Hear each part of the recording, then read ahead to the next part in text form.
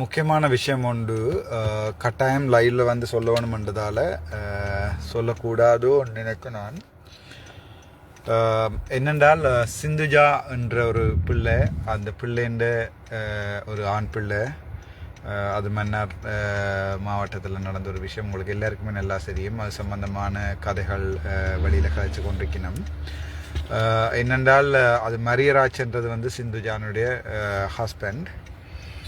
நான் ஃபஸ்ட்டாக மன்னாருக்கு வாரத்துக்கு முன்னே வந்து நான் நினைக்கிறேன் 30ஆம் தேதிகளில் வந்து ஃபஸ்ட்டாக மரியராஜ், அதாவது சிந்துஜாவினுடைய ஹஸ்பண்டோடு தான் கதைச்சேன். நான் கதைச்சி இப்படி தம்பி அப்படி உங்களுக்கு பிரச்சனை கேள்விப்பட்டேன், உங்களுக்கு ஏதாவது ஹெல்ப் வேணுமென்னு கேட்டேன். பர்சன் நீங்கள் ஒருக்கா மன்னாருக்கு வர மாட்டீங்களா, வந்து எங்களுக்கு ஹெல்ப் பண்ண மாட்டீங்கண்ணா. அப்போ நான் சொன்னேன் வாரேனாடாப்பா, ஒரு பிரச்சனையும் இல்லை, நான் வாரேன்னு சொல்லி போட்டு தான் நான் பேராதனைக்கு போய் பேராதனையில் லீவு போட்டுக்கணும். இப்போ லீவில் தான் இருக்கிறேன், லீவ் போட்டுட்டு நான் வாரேன்னு சொல்லி மன்னாருக்கு வந்தேன். நான் மன்னாருக்கு வந்த பிறகு நான் பிள்ளை விட்டனோ இல்லையோ என்பதை நீதிமன்றம் தான் சொல்ல வேணும். அதுக்கு பிறகு நடந்த விஷயங்கள் உங்களுக்கு எல்லாமே நல்லாவே தெரியும்.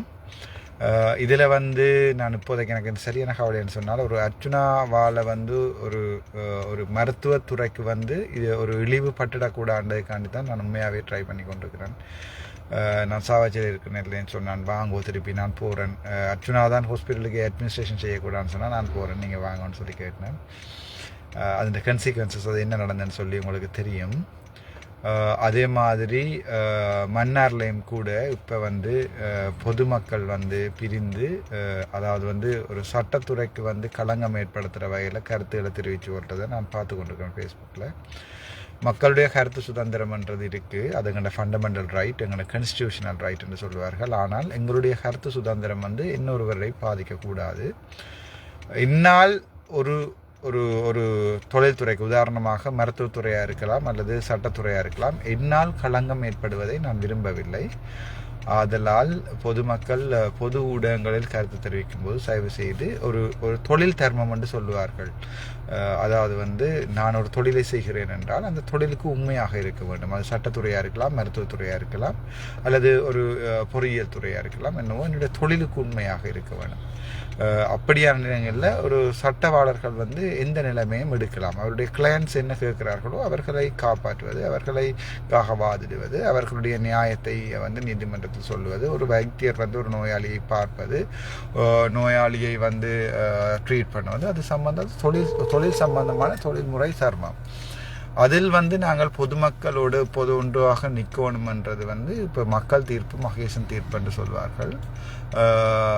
அது சம்பந்தமாக ஒவ்வொருவருடைய தனிப்பட்ட கருத்துகளும் இருக்கலாம். உதாரணமாக என்னுடைய பக்கம் என்னை அன்று அதாவது பெயில் எடுக்கும்போது சட்டவாளர்கள் நின்றார்கள், மற்ற பக்கம் நின்றார்கள். அது அவருடைய தனிப்பட்ட தொழில் சம்பந்தமான உரிமை அவர்களுக்கு. நான் உதாரணத்துக்கு என்னுடைய அரசியலிலே வந்து என்ன முடிவெடுக்கிறேன் என்றது தனிப்பட்ட ரீதியான என்னுடைய முடிவு இருக்கிறது. மக்களுக்காக நான் என்ன முடிவெடுக்கிறேன் என்று வித்தியாசமாக இருக்கிறது. ஆதலால் சட்டத்தரணிகள் வந்து அவர்களுடைய தொழிலைத்தான் செய்கிறார்கள். அவர்களுடைய தொழிலை செய்யும் போது நாங்கள் அவர்களை நோக்கி எங்களுடைய தனிப்பட்ட கருத்துக்களை வைப்பது வந்து அவர்களுடைய தொழிலை பாதிக்கலாம், அவர்களுடைய குடும்பங்களை பாதிக்கலாம். ஆதலால் இன்றிலிருந்து மக்களிடம் ஒரு பணிவான வேண்டுகோள், தாங்கள் பொது ஊடகங்களில் வந்து ஒரு சட்டத்திறனிகளை பற்றியோ அல்லது வந்து ஒரு வைத்தியசாலையை பற்றியோ அல்லது நீதிமன்றங்களை பற்றியோ இந்த கருத்துக்களையும் தெரிவிக்காமல் இருப்பது எங்களுக்கு நல்ல நினைக்கிறேன். பட் எங்களுக்கு கருத்து சுதந்திரம் இருக்குது. என்னுடைய கருத்து சுதந்திரம் என்னுடைய அடிப்படை உரிமையை வந்து பாதிக்கக்கூடாது என்பது வந்து அடிப்படை உரிமைன்றது உணவுடைய உரையில், அதை விட தொழில் மற்றது எங்களுடைய வாழ்வதற்கு உரிமை, நடமாடுவதற்கு உரிமை அப்படின்னு சொல்லி பேசிக் ஃபண்டமெண்டல் ரைட்ஸ்ன்னு சொல்லுவீங்கன்னா ஃபண்டமெண்டல் ரைட்ஸ் தெரிஞ்சாங்களுக்கு தெரியும். ஆதலால் தனிப்பட்ட ரீதியான விமர்சனங்களை நாங்கள் முடிந்த வரைக்கும் எங்களோட பொது ஊடகங்களில் வைக்க வேண்டாம் என்று பொதுமக்கள்கிட்ட கேட்டுக்கொள்கிறேன். உதாரணத்துக்கு பார்த்தீங்கன்னு சொன்னால் அவங்களுடைய அந்த மரியராஜனுடைய அல்லது வந்து அவர்களுடைய அந்த பிள்ளை சம்பந்தமான சட்ட ரீதியான நடவடிக்கையை யார் எடுப்பது என்பது, தங்களுக்குரிய லோயர் யார் என்பது அவர்கள் வந்து அது மரியராஜனுடைய குடும்பமாகவும் அல்லது வந்து அந்த பெண்ணினுடைய அம்மாவோ அல்லது அவருடைய சகோதரங்களோ அவர்கள் தான் தீர்மானிப்பார்கள். நான் வந்து அதை தீர்மானிக்க இயலாது. ஏனென்று சொன்னால் என்னுடைய தீர்மானங்கள் சில நேரங்களில் பிழையாக இருக்கலாம். நாளைக்கு அவர்கள் வந்து வழக்கில் தோற்று போகிறார்கள் என்றால் அதுக்குரிய காரணங்களாக வந்து நானாக இருக்கக்கூடாது. ஆதலால் அதுக்குரிய முழு உரிமை தங்களுக்குரிய சட்டவாளர்கள் யார் தாங்கள் யாரை கொண்டு சட்டவாளர்கள் செய்ய போகிறார் என்பதை அவர்கள் செய்யணும் என்பதை நான் தெளிவாக நான் நினைக்கிறேன். நேற்றில் முந்த நாள் அவருடைய வீட்டை போயிருந்து அவர்களுடைய அம்மாவுக்கும் அவருடைய சகோதரர்களுக்கும் அவருடைய அவரோட நின்ற சொந்தங்களுக்கும் தெளிவாக சொல்லியிருக்கிறேன். எந்த சட்டவாளரை தாங்கள் தேர்ந்தெடுப்பது, எந்த சட்டவாளர்களை தேர்ந்தெடுக்க கூடாது என்பது அவர்களுடைய உரிமை, அவர்கள் தங்களுடைய உரிமை. அதை தீர்மானிக்கிற உரிமை எனக்கு இல்லை. உதாரணத்துக்கு நான் எனக்குரிய லோயர் யாரை பிடிக்கிறேன்றது என்னுடைய உரிமை. அதை இன்னொரு ஆள் தீர்மானிக்க இயலாது. அதனால் அந்த லோயர் நல்லம் இந்த லோயர் நல்லம் என்னுடைய வழக்குக்கு எதிராக நின்ற லோயர் போக வேண்டாம் என்று சொல்லுங்கள் அப்படி என்று சொல்லி எனக்கு அழுத்தங்கள் கொடுக்கப்பட்டிருக்கின்றன. அவர்கள் தொழில் தர்மம் உள்ளவர்கள் தங்களுடைய தொழிலை அவர்கள் பார்த்துக் கொள்வார்கள். அதற்குரிய நீங்கள் இந்த கேஸ் எடுக்க வேண்டாம், நீங்கள் இந்த கேஸ் எடுங்கன்னு சொல்லக்கூடிய எந்த உரிமையும் எனக்கு இல்லை. நான் போனது ஒரு உயிர் போயிருக்கிறது, அந்த உயிருக்கு என்ன நடந்தது, எப்படி போனது, அது பிள்ளையான இடத்தில் நடந்தது, அதை என்னால் என்ன செய்யலாம். ஒரு மருத்துவனாக உதாரணத்துக்கு எனக்கு இவ்வளோ கோல்ஸ் எப்போவுமே வாரது. அண்ணா மன்னர் வேண்டாம் ட்ரிங்கோ ஹாஸ்பிட்டலில் 3ஆம் வார்டில் அம்மாவை அட்மிட் பண்ணிக்க முந்தி அட்மிட் பண்ணியிருக்கேன்னா எனக்கு ஒரு கேட்டு சொல்லுங்க. அப்போ நான் அங்கே இருக்கிற டாக்டர்ஸ்டையோ இல்லை டிரெக்ட் லைனுக்கு அடித்து அம்மா நான் இப்படி மெடிக்கல் அட்மினிஸ்ட்ரேஷன் டாக்டரால் கேட்குறேன், நர்ஸ் ஒரு ஆள்கிட்ட இல்லை டாக்டர் ஒரு ஆள்கிட்ட கொடுங்க பேஷண்ட்டை டீட்டெயில்டா பேஷண்ட்டை ஹெல்த் எஜுகேஷன் நடக்கிறதில்ல, பேஷண்ட்டுக்கு என்ன நடக்குது, அவர்களுக்கு என்ன மருந்து ஏற்றுப்படுது சொல்கிறதுக்குரிய டாக்டர்ஸுக்கு டைம் இல்லையான்னு சொன்னால் டாக்டர்ஸ் கொஞ்சம் பேர் தான் ஒர்க் பண்ணால் ஒவ்வொரு பேஷண்ட்டாக சொல்லி கொண்டு கேளாது. இப்போ ஒரு பேஷண்ட்டுக்கு எடுத்தால் மாமா ஒருக்கா கேட்பார், இப்போ இந்த மச்சால் ஒருக்கா கேட்பார், கஷ்டம் அப்படி செய்கிறது.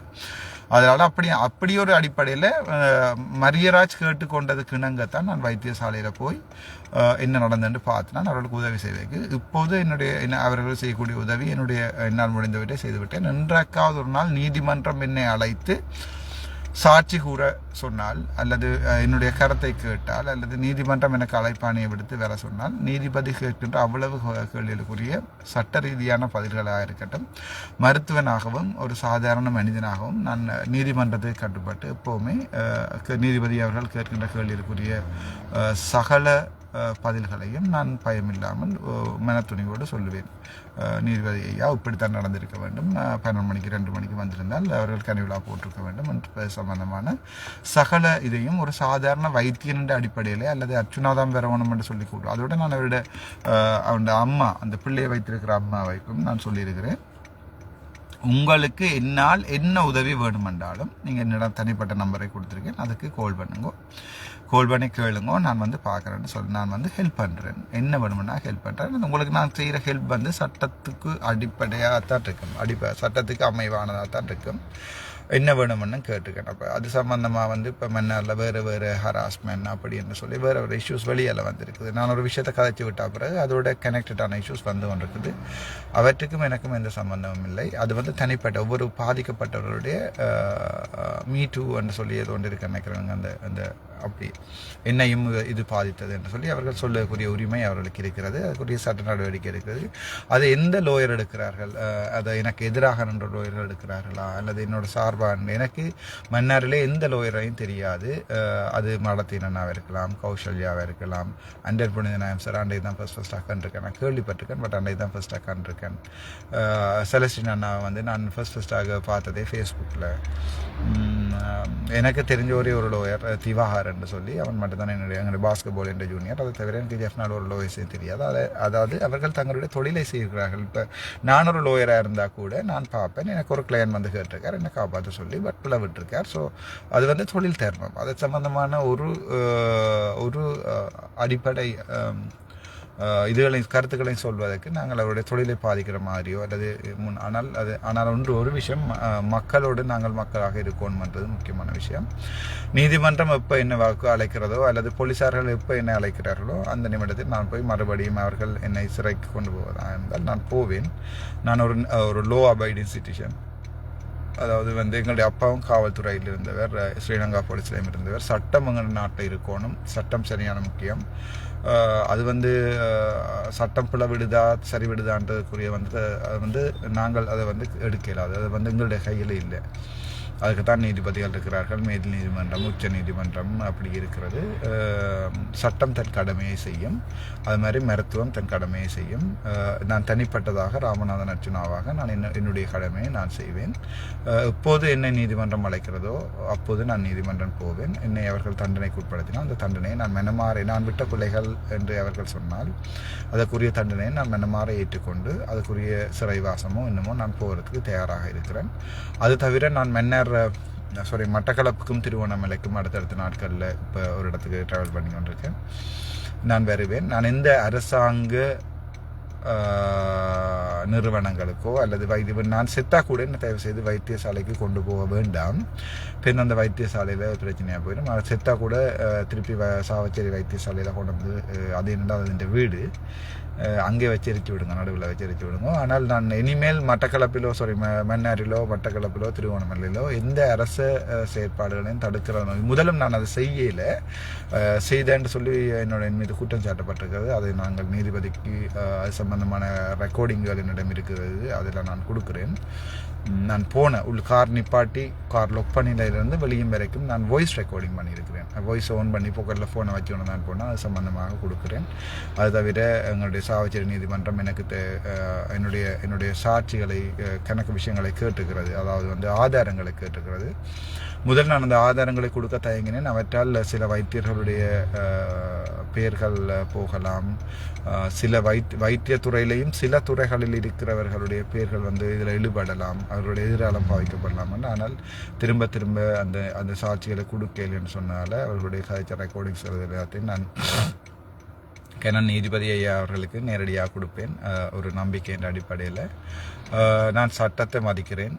சட்டம் இல்லைன்னு ஒரு நாட்டில் சட்டம் இல்லை என்று சொன்னால் அதுக்கு சட்டம் சீர்குலையும், எப்போது சீர்குலையுமாக இருந்தால் அன்றிலிருந்து நாட்டை நாங்கள் நிர்வகிக்கிறது சரியான கஷ்டம்.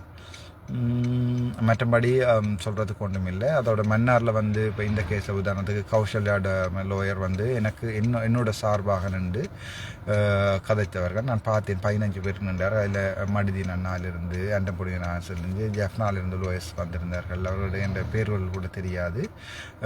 அவர்களுடன் நான் போய் கதைப்பேன். அன்று நான் கௌசல்யாட லோயரை கூட்டிக் கொண்டு போய் ஏனென்றால் நான் என்னை மரியராஜ் என்னுடன் கதைக்கும் போது எனக்கு மரியராஜ் முதலாக சொன்னேன், ஒரு லோயர் அக்கா அவரால் கால் பண்ணியிருக்கிறா, அவாட நம்பரை தாரன் அண்ணா, அவளுடையும் கதைங்கன்னு சொல்லி. அப்போ நான் கௌசல்யாவோட ஃபர்ஸ்ட்டாக கால் பண்ணி கதைச்சேன். நான் கதைச்சிட்டு அப்போ அவள் எனக்கு சொன்னவன், நீங்கள் ஹாஸ்பிட்டலுக்கு போக வேண்டாம், ஹாஸ்பிட்டலுக்கு போனாலும் உங்களுக்கு பிரச்சனை வரும், நீங்கள் நேராக அந்த பாதிக்கப்பட்ட ஆக்களோட கதைங்கொண்டு. நான் போனது ஒரு வைத்தியர் சரி, அது சம்பந்தமான நீதிமன்றத்தில் தான் கதைப்போம். அதுக்கு பிறகு நான் கௌசல்யாவை இந்த கார்லேயே கூட்டிக் கொண்டு அவையோட வீட்டை கூட்டிக்கொண்டு போய் நான் கௌசல்யாவையும் மரியராஜையும் தான் எனக்கு முதலாவதாக தெரியும். நான் வெரி ஓப்பன் டைப், நீங்கள் என்ன வேணுமென்றாலும் நினச்சிக்கொள்ளலாம். கௌசல்யாவையும் கூட்டிக் கொண்டு போய் நான் சொன்னேன், நான் கௌசல்யா தான் உங்களோட கேஸை எனக்கு இன்ஃபார்ம் பண்ணினவா.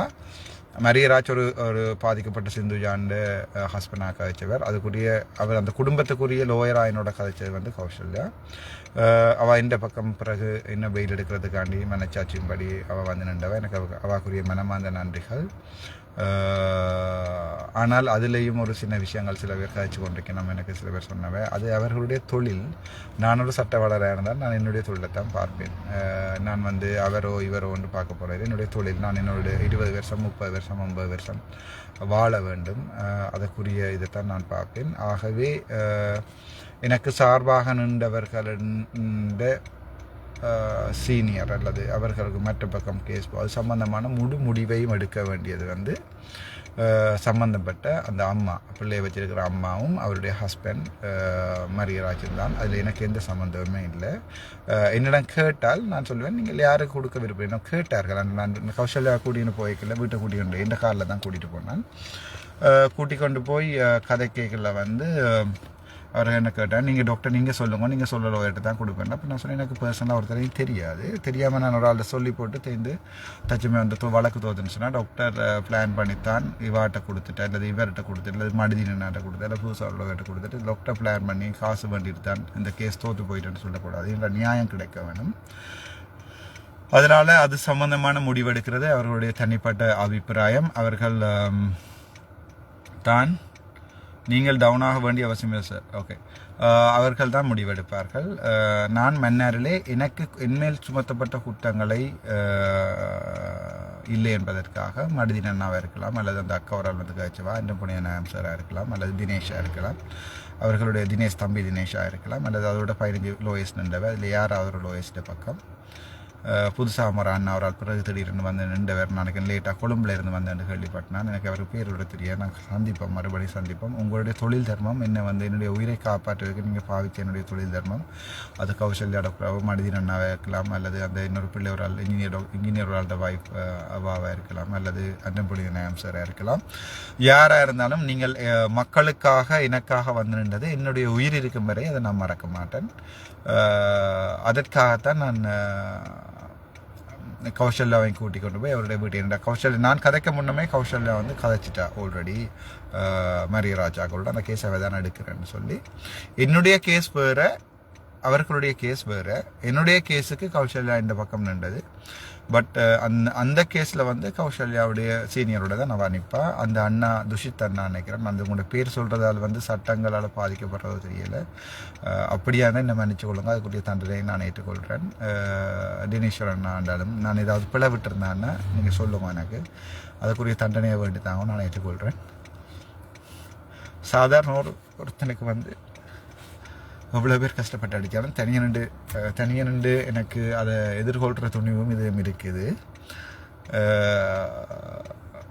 பார்ப்போம், நாங்கள் தொடர்ந்து பயணிப்போம். Thank you so much. இந்த விஷயத்தில் ஒரு கன்ஃபியூஷன் ஒன்று வரக்கூடாது, மக்கள் வித்தியாசமாக விளங்கக்கூடாதுன்றதுக்கான தான் அவர் டெனிஷன் அண்ணாட பேரையும் துஷித் அண்ணாட பேரையும் நான் சொல்லியிருக்கிறேன். அது சில நேரத்தில் சட்டத்தில் பிள்ளையாக இருக்கலாம். என்னை பொறுத்த வரைக்கும் எனக்கும் அவர் சகோதரங்கள் தான். Thank you so much.